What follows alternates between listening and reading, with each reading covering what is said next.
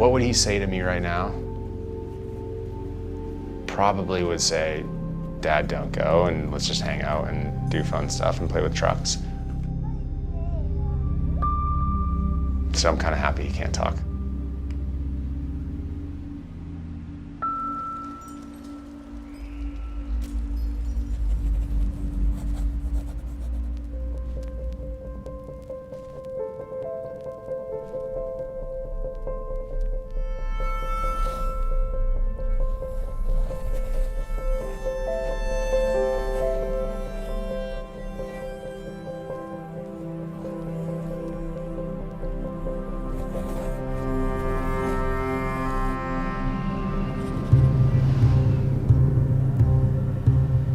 Historically, speed records are not done in pairs.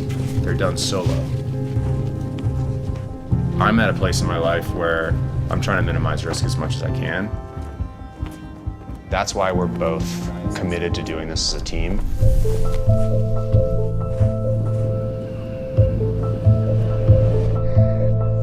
Yep, we're sealed. Pretty good.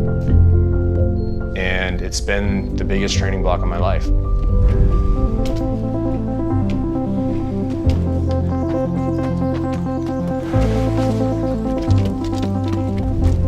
I feel guilty because it takes a lot to raise a child, and the last 5 months I've spent a considerable amount of time away from home training. Then to end that with almost a month away, oh God, I'm failing fatherhood 101 here. Oh! Stand up, stand up, stand up. Oh, one more. Oh my God. I'm sorry, I'm just so proud. Come on. Ah, come on, come on. Come on. Yes! Oh my God.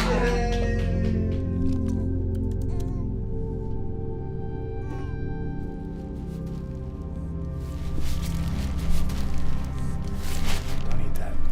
Yuck. Yuck. Can you put it in here? Good job. Thank you.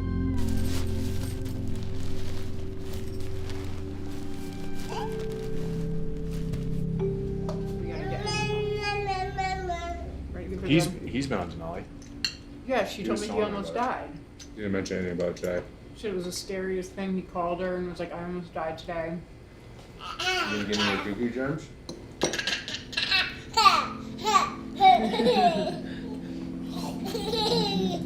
He's like, oh my God, you really took it. Oh, I take that back. Risks are high right now if I get sick. I think there's a restlessness to him that is only sort of quieted when he's in those really high intensity moments. He'll say that he won't, and who knows. I worry about him in a moment choosing the record over maybe safety. But it's like, I'm not gonna spend my life worrying, I want to live with someone who's alive. So I think we've always had this commitment that no matter what, we're gonna support each other to live our most alive life. And he's a boy, of course he wants to break a record. What are we gonna do?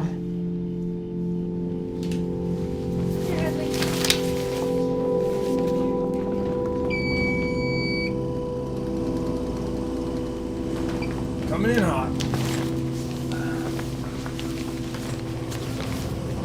Woke up suffocating again last night.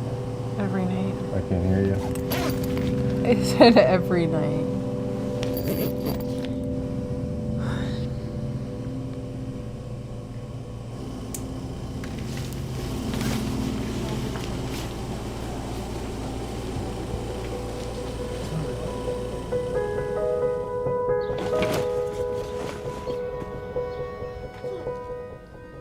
It's wild how much I look at myself through Max's 1-year-old eyes and think about all the ways in which I want to make him proud.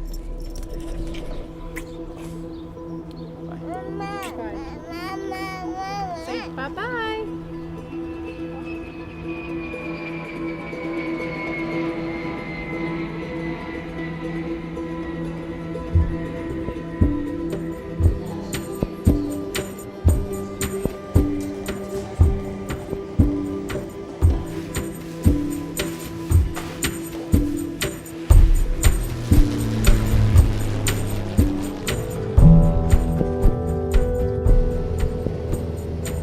when you land on the glacier, like the scale of what's ahead of you really sort of settles in. You're surrounded by massive mountains that are avalanching on a minute-by-minute basis.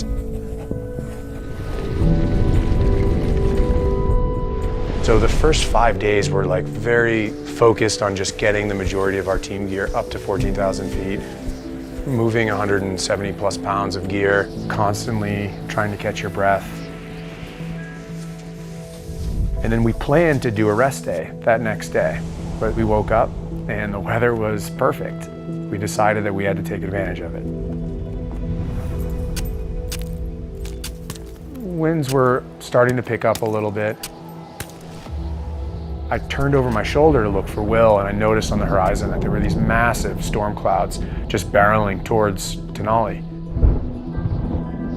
Both decided it would be safest to descend. That's when things, for whatever reason, just turned. 10, 15 minutes after putting his skis on, Will slipped out on a patch of blue ice and started careening down the mountain. He managed to roll over, blasted his whippet into the ice, and he held on by his basket.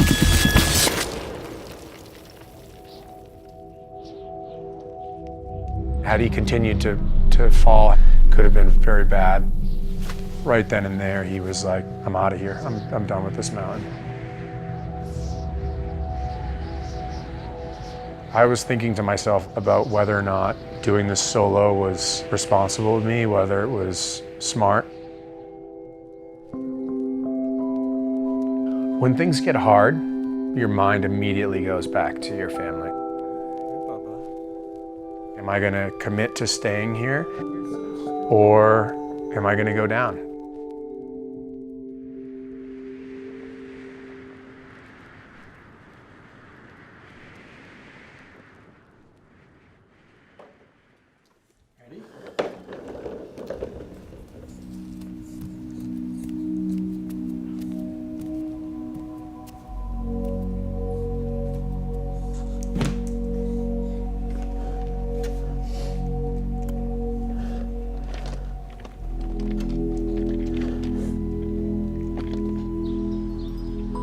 I think when you put yourself out there and when you sort of make your dreams big and you make them known and then you don't get them, wow, that's, you know, changing your DNA. I dreamed about this project for 6 months. It meant the world to me. And couldn't get myself to just say the words out loud that it just wasn't worth it anymore. 1, 2, 3.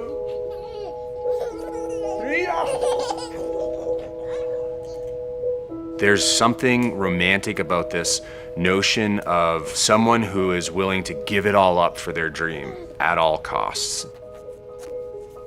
For me, I knew I wanted to be a father, and I knew I wanted to have a family, and I knew I wanted to be a mountain athlete.